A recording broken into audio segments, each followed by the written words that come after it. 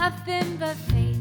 There's things far too great that I want to accomplish. I'm hoping 25 hours a day, but something good works out, and I'm just like, dang. Think everything's gonna be okay. Yeah, I'm like, dang. Think you might just know the way. I'm like, dang. Welcome to Dang. Dang! I'm Todd Bridges. And I'm Bettijo Bridges. And today on Dang, we're talking with Michelle Sandlin, founder of Holistic Path Management and a longtime recovery warrior. Since beginning her own recovery journey in 2004, Michelle now helps others and their families navigate addiction, mental health, and particularly the court system. Wow. Michelle, thank you for being with us today. Yeah, thank you so much. Joe. Thank you, Todd. Definitely. So how did your own recovery light the fire for what you do now? Oh, wow. So in 2004 is whenever I got into recovery, and I just celebrated 21 years, and I am Nice. Congratulations. extremely grateful and blessed for that.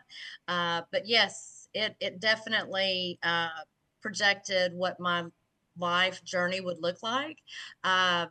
I started seeing the whole reason why I went into criminal justice is because I started seeing a lot of people around me, my peers, that were getting caught up in that vicious cycle of our legal system because their families didn't know how to navigate it. Yeah. So it just led me from doing the deal. I mean, I had a meeting every day for the first 5 years, and when God thought I was ready, he plucked me from Mississippi and moved me to Texas. And I started my journey working for a treatment facility. Wow, it sounds a lot like my journey. My journey was the same way when I got sober, but it was so funny. I got sober February 23rd, 1993, 24th, February 1993. So I'll tell you what was really interesting was I used to see people up there saying that, they had 30 years, and I'd be like, oh, that guy's so full of crap. He ain't got no 30 years because I couldn't do it. So I thought that he couldn't do it either. You know what I mean? Yeah. But they really did have it. So I was very judgmental then. Michelle, can you explain to us the that cycle that you were talking about with the legal system and addiction? Yeah. Yeah, sure. Absolutely. So when a client, well, they aren't a client yet, but when someone gets arrested for doing something illegal or to harm someone or themselves, and an attorney calls me and says, "Hey, Michelle, I've got a client that's just hired me. They're in jail, and maybe this is their third, fourth, fifth DWI, or they've got a manufacturer delivery charge. I think there's addiction that's going on." I go and sit down with the family and with the client and the attorney, and we discuss how addiction has affected their life. And then I also look at, well, what more than likely they are getting in trouble due to an addiction, due to a brain disease, right? Right. And why do we want to just put them into jail or prison because they have a disease? Yeah. And I don't believe that people should not be punished for a crime. That's not what I'm saying, but nor do I feel like they should be sitting in jail or prison. They need to get help. Right. They need professional help. They need treatment. And sitting in jail it doesn't benefit the community, nor does it benefit the client or their family. They need to get the treatment and learn what that root cause is that has caused them to self-medicate with the drugs and the alcohol. And so once we get them to treatment, I start working with the families and do family coaching and teaching them. I do a lot of education around addiction because family members don't know. They're in crisis mode, right? They don't know anything about addiction, nor should they. And so I answer the tough questions and then provide resources for them and get them to an individual therapist if that's what they need. But, I like to teach how is it a brain disease? Why does it affect the family in the way that it does. And any way I can do that, that's what we do. We just sit down for 2 or 3 hours each session and just hammer it out. Oh yeah. So what is the court system? How is it set up to allow for sort of mitigation type of work that you do, or how does that work? Not really. No, it's not. Well, I was very, very fortunate that one of my mentors of 10 years, he was a drug court judge, and Nice. He taught me so much. And I have used that knowledge to go on and develop my own thing. And that is getting to the client before they get to jail or prison. I mean, I want So before to their be with- trial, maybe, is that kind yes, of, yeah. yes, Okay. their hearing, yes, because we don't want them. Let's say if the DA offers some type of deal for the client and with the attorney, we don't want that piece happening until we have an opportunity to put a plan in place, because it's going to take 6 months to a year for the client to get to the point where they're fully confident in themselves and their recovery to stay in long-term recovery, and that's the goal. Yeah, that's what I did when I used to work with the court system in Santa Monica, and I Yeah. had the judge working with me, and the judge would call me, and I'd come out and see somebody, and I would talk with them and their family, and then they would come to my sober living house, and then we'd work out a full plan. And the great part, Yeah. what I loved about the judge was like, if Todd can't get you sober, nobody can. So, and I used to have to, sometimes when I had a client who just kept messing up, I would have to get back to court before his court date and give it to the judge. And it was interesting how one time I had a parent who was actually defending the kid. Like, he's fine, he's doing this. It's Mr. Bridges, and the judge starts reading off everything, because I used to do a lot of charting. He's reading all the charting. He's like, nah, Mr. Bridges did every single thing he can. Your son just is not ready to be sober, so they end up sending him back to jail, is what they did. Right. They gave him a right. chance, now, like a year. Yeah, I mean, I will say this: it is hard work. Yes. And I tell the clients, look, I'll advocate for you, Mhm. and I'll do everything in my power to help you through this journey, right? Yep. But if you're not willing to work and Yep. and look at yourself, basically, Oh, be able yeah. to look at yourself and see what part you played in it, Mhm. and do the things that are being asked of you, then more than likely it's not going to be successful. Yep. That's Yeah, exactly they It really- is hard work. It is. And they have to be the ones motivated to make the changes and do the work. yeah, yeah. Only they can do it, Yeah. right? Like that's Only, yeah. Yeah, the first Yeah, 4 only rehabs I went to, 5 rehabs I went to, wasn't for me. It was for everyone else. That's why I never stayed sober. Right. It was Right. the 6th right. one that I finally got it. Yeah, and I'll tell and Todd, I know that you can relate to this. I think also that if the client at the very beginning, they're not always willing, Yes. or as willing as they need to be. Yes. But if they will just follow some small direction Oh, yeah. and get headed that way, Yep. then we let the professionals take That's right. over and work with the treatment center, the treatment teams, Yep. because that's what they went to school to do. Yeah. And I'm really big about, we need to let the professionals do their job. And Yes. yeah. The client has to know that you have to stay until the miracle happens.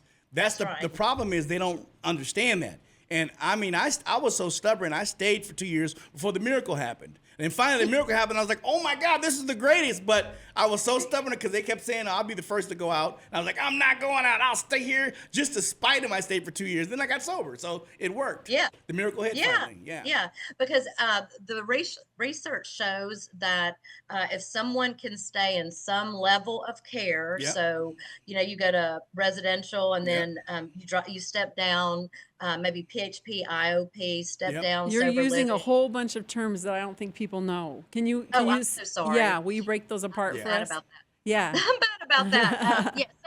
So there is a specific way to look at the levels of care. They go in order, and so at the very beginning, they may need detox. And there's not every drug can be detoxed from in a medical detox. However, if they need that level of care, that's the highest level of care, then you step down to residential, which is inpatient. That's like what people think of as when they think going to rehab, it's that level, right? Yeah. Okay. Yeah. Yes. And I don't, your listeners may not really like this, but I prefer my clients to go for 90 days. No, that should be. Another thing that research has shown is that our brain, because it's been so damaged from using or drinking, that we can't retain the information. That's right. For the first 3 to 4 weeks. Yeah, that's right. So if you go to a 30-day treatment center, guess what? You're not getting a whole lot out of it. Yeah. Right. So by the time you're leaving is like right when it would be starting to work.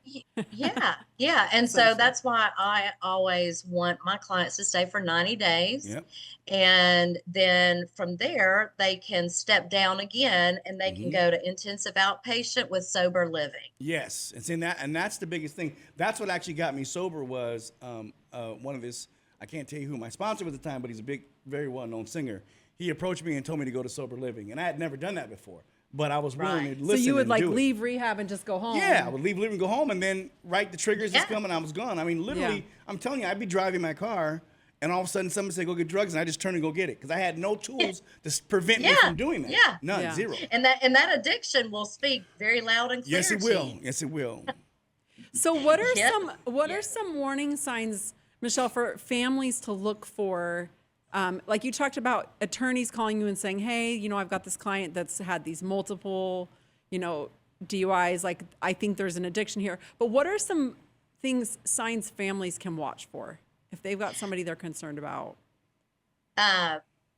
Changing, just to name a few, maybe changing their friends, changing their appearance, change in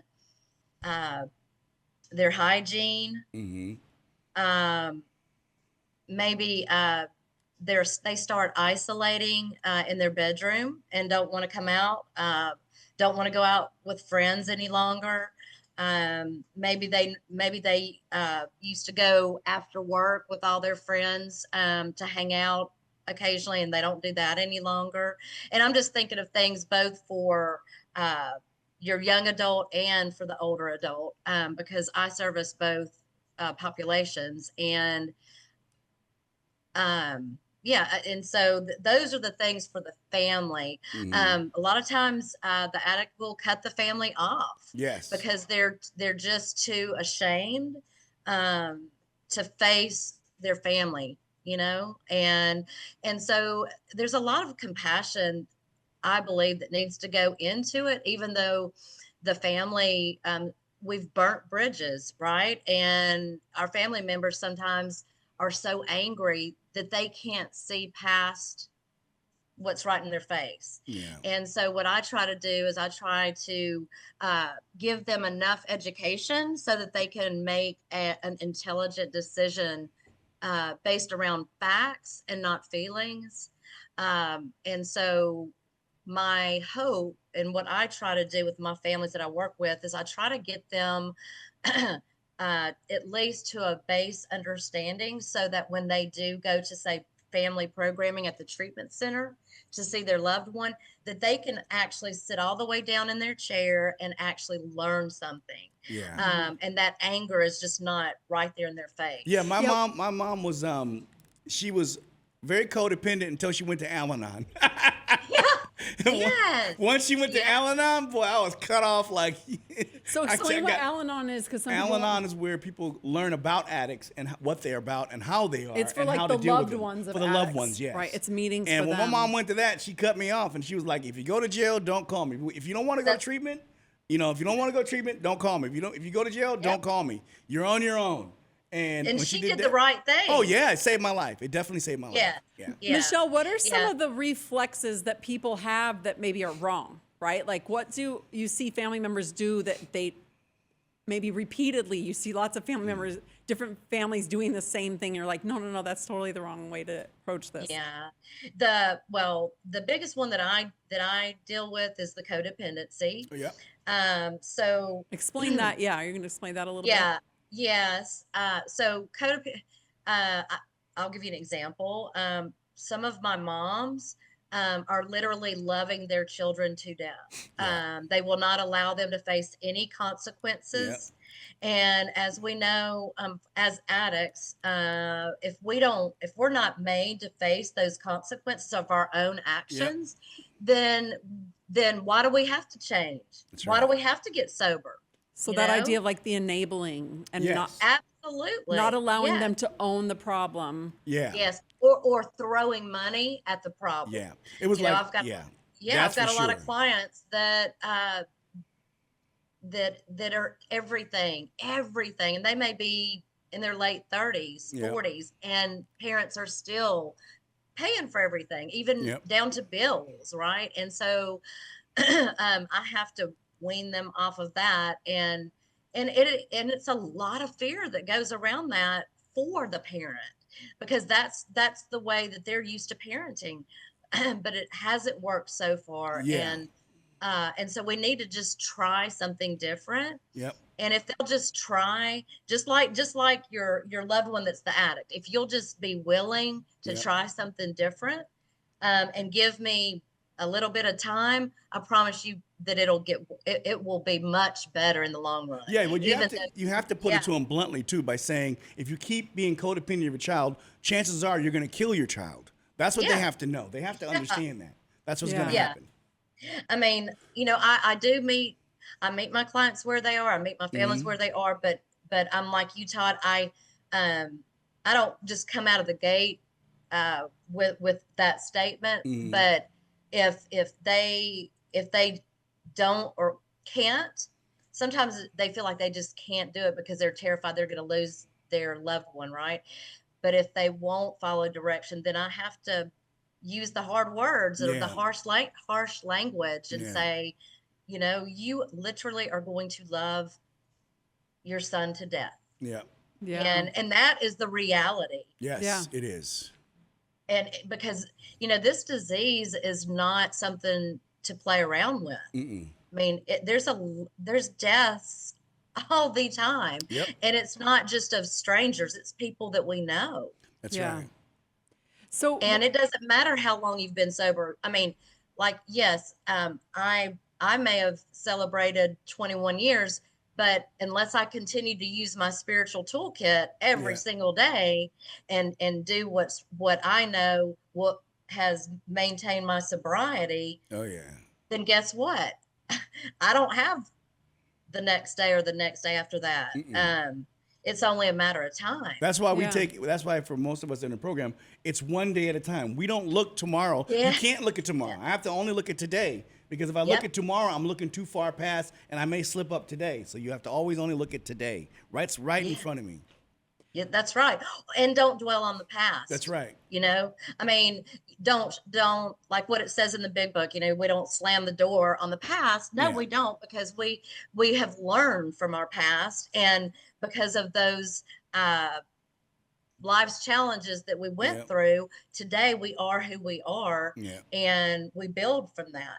And so we don't have to be ashamed of the past, but at the same time, we can't live in it either. But also play the tape through. That's the biggest problem. People don't play the tape through, which is play it forward and see what's going to happen. No. Well, that's basically what it is. Because what you do is you have to look at how you were when you're sober, and then you look at you have to know for sure. Like, I know for a fact, if I use cocaine, where my life's gonna go. I know. I play tape. All I'm doing is like, okay, I'm gonna do this. It'll be fun for like about a month. Then I'm gonna get arrested. Then I'm gonna go to jail, and then I'm gonna be in prison or dead. And that's a fact. Yes. You have to. I have to play that tape through.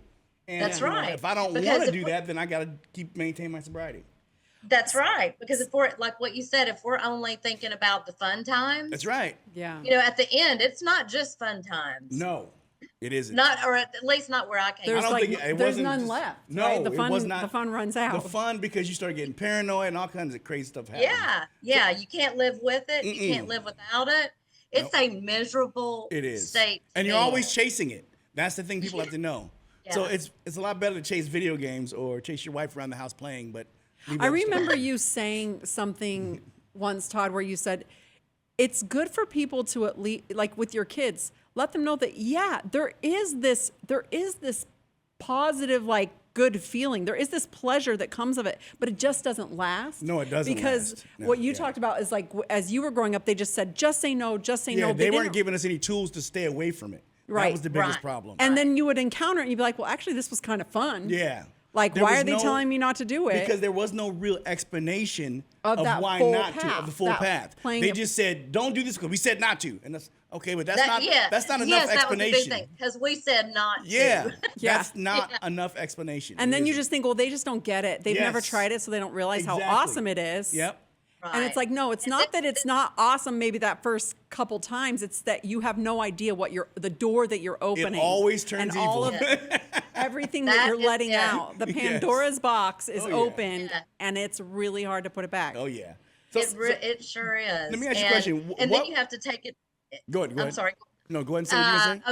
I was just gonna. Then you have to look at the mental health piece that That's comes right. along with it, the trauma that. I mean, why are we medicating? Well, what we are really need to look at is what is all the trauma, or what is that main reason why you're using. What are you covering up? Yes. What are you self-medicating? And not everybody has trauma. I'm not saying that, but I mean, that's just one of the pieces. It may be a mental health disorder that we don't, is unmedicated, that we've never been diagnosed with because we've not gone to the appropriate type of doctor. And So there's so definitely. many different things that it can be. And once we get to that underlying factor of what the problem is, because the drugs and alcohol are only a symptom, right? That's right. That's right. And so once we find out what that underlying symptom is, the underlying problem, yeah. reason is and start addressing that. Yeah. That is when we really start to discover who we are as an individual and allow the professionals to help us through that and get healthy. And I'm telling you, then sky's the limit. Yep. Let me ask you a question. What is one of the things that you would want to say to a judge, but you probably shouldn't? I can't say that on live TV or live radio. Well, just go around it then. Because like at the heart of that is how do you let the judge see that person that's in front of them? Like, Yes. is there ways that you've been successful, and then tell us some of the stories where it's just been too hard. I mean, it's just I always start with the client from the beginning. So I just ask them, take me back as far as you can, or as far as you feel comfortable to, and tell me what it was like living in your household, growing up in your household. What did your relationships look like with your family, with your closest friends? And you find that sometimes these kids, and they're not all kids, I shouldn't say that, but sometimes these individuals, maybe they were sexually assaulted as a child, and that started them down a very unhealthy path. Wow. Maybe somebody had an eating disorder, and then it led from there. Some people maybe start with one type of disorder, like maybe an eating disorder. They move on to self-harming, and then they move on to a drug and alcohol addiction. So it can look like so many different things, but at the end of the day, it's all the same. You're doing all these unhealthy you are struggling with these unhealthy things, such as overeating or binging, purging, right? Instead of getting down deep and finding out what's causing me so much pain on the inside. Right. And definitely. it could be maybe they're being bullied at school. There's a lot of that goes around. So is it you're drawing kind of this information out of them so that you can help present that to the court, to the judge, so that they can understand kind of the background, and that helps. You find that helps. I provide them, and like what you guys were saying earlier, not everybody knows what I was talking about when I was talking about the levels of care. The court system, I mean, they're not all educated in everything with Nope. addiction, right? Yeah. Right. So I Wow. try to lay it out as as easy as possible, but very like bullet point, to where it's easy to read. You can skim through it easily, and Yeah. you know, this is what happened to them when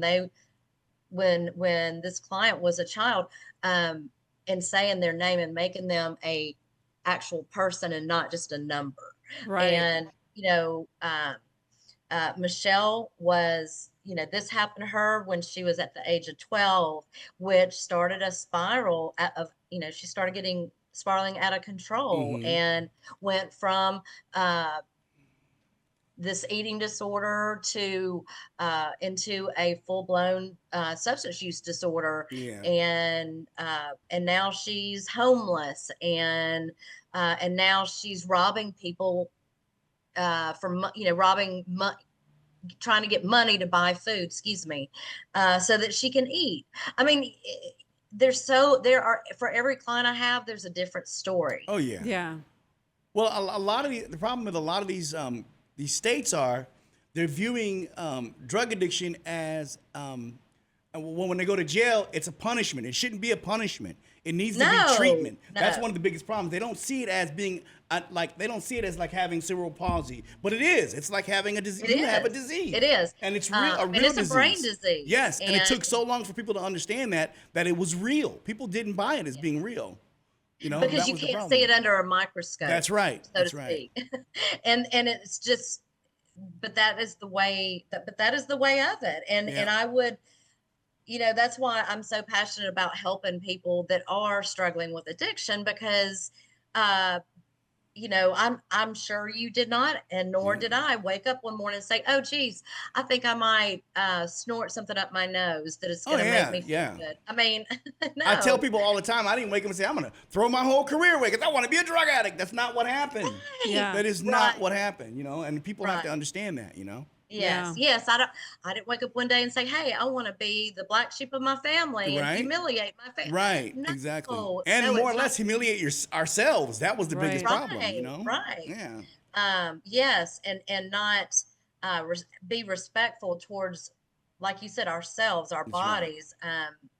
But it's just a nasty disease. And but I will tell you this, as weird as it sounds, I wouldn't change my past for anything, because what I had to walk through, I know, number one, God was with me the whole time. Oh yeah. And number two, I have learned so much about life in general, and I've had the opportunity to meet so many people that I never would have met had I not been an addict.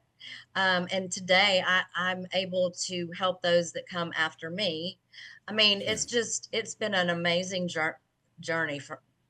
I love that. I love that you can appreciate those challenges. I think that's a really healthy place for people to get to, because we do face so much, and wishing them away is so unproductive. Well, and that's why one of the things I always say is people that enter the program, stop thinking you're unique and different, because you're not. You're just like the rest of us. And it doesn't matter what walk of life you come from, how much money you got. It doesn't matter. When it comes down to getting sober, there's only certain rules that you need to follow to get it. And if you don't follow that, if you try to make yourself unique and different, you're not going to make it. Yeah. That's right. Michelle, and go ahead.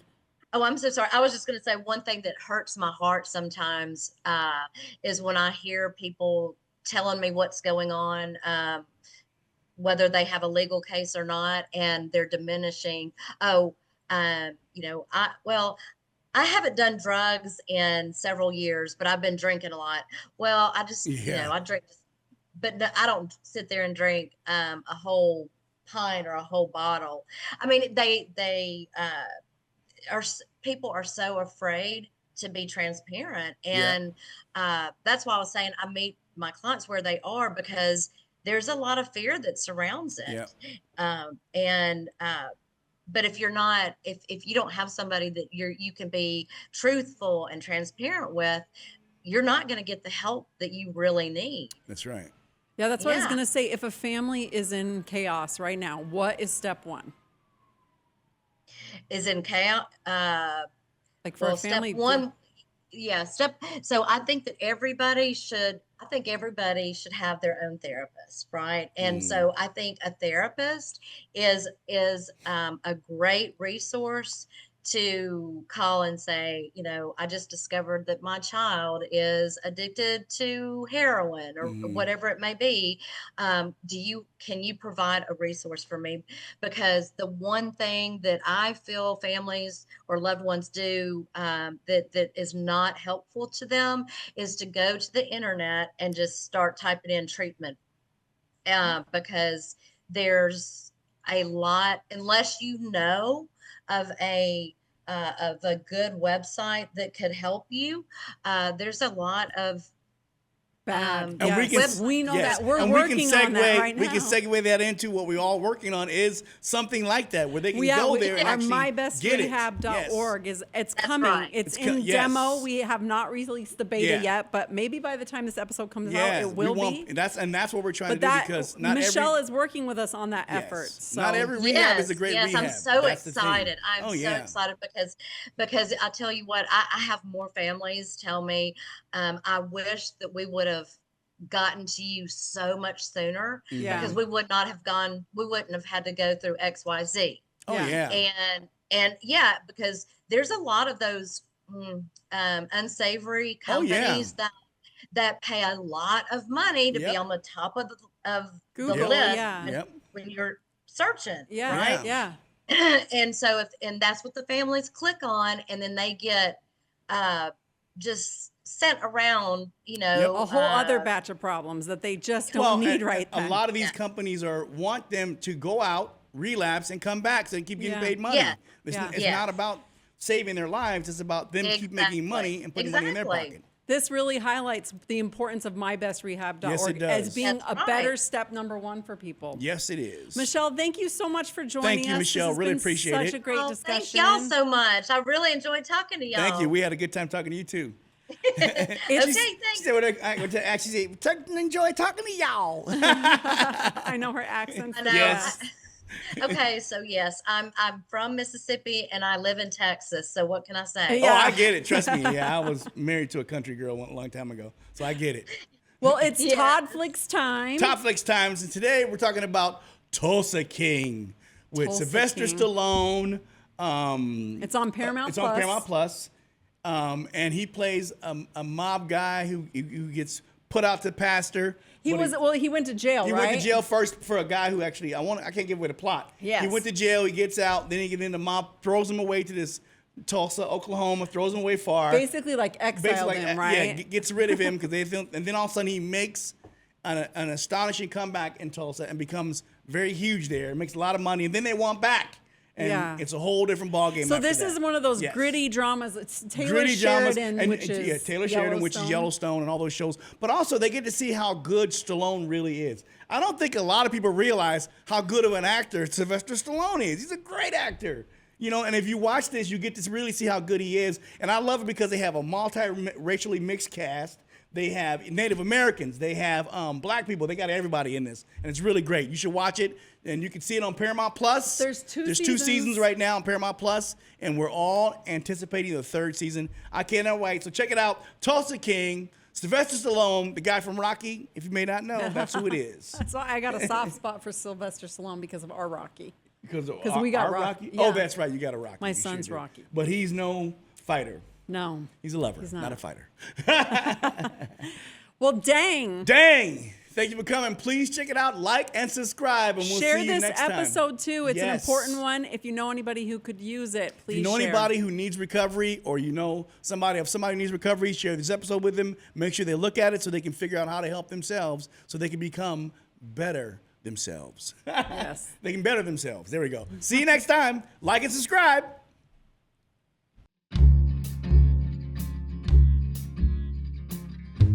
Dang is produced by my wife, Bettijo Bridges, in collaboration with Star Worldwide Network Studios, and edited by our daughter, Adelie Ann.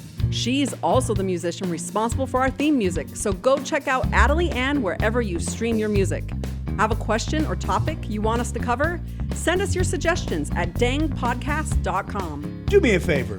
Please subscribe and rate our podcast to make it easier for others to find. Have a great week. Yeah,